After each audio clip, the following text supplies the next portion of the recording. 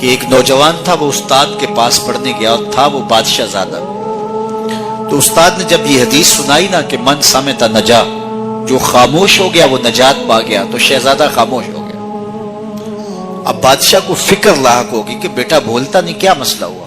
حکماء کو بلایا، کسی نے کہا اس کو جو ہے وہ یہ دیا جائے، کسی کو کہا یہ دیا جائے، کسی نے کہا یہ دیا جائے، ایک حکیم نے کہا اس کو سیر کو بھیجا جائے۔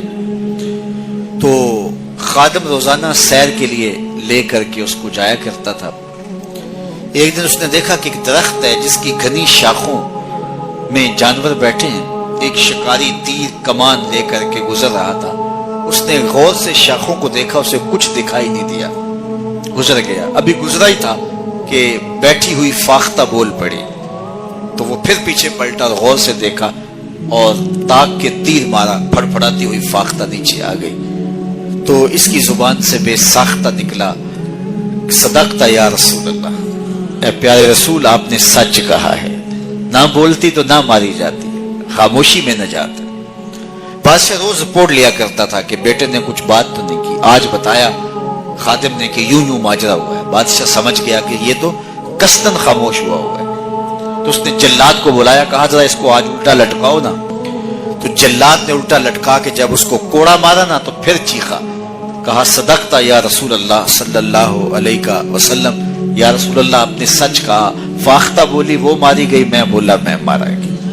خاموشی اختیار کریں گے، جہاں بہت ضروری ہو وہاں بولیں گے، زبان کی آفتوں سے بچ جائیں گے تو بہت سارے گناہوں سے بچ جائیں گے۔ اس کی آفات سب سے زیادہ ہے، سب سے زیادہ گناہ زبان کی وجہ سے۔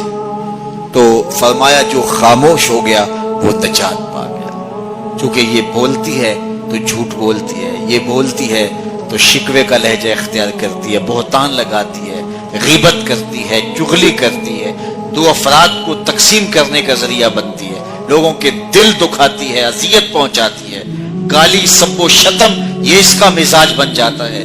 تو اس لیے زبان سے جب بولیں تو خوبصورت بات بولیں یا پھر خاموش رہیں، تو خاموشی نجات دیتی ہے، جو خاموش رہا وہ نجات پا گیا۔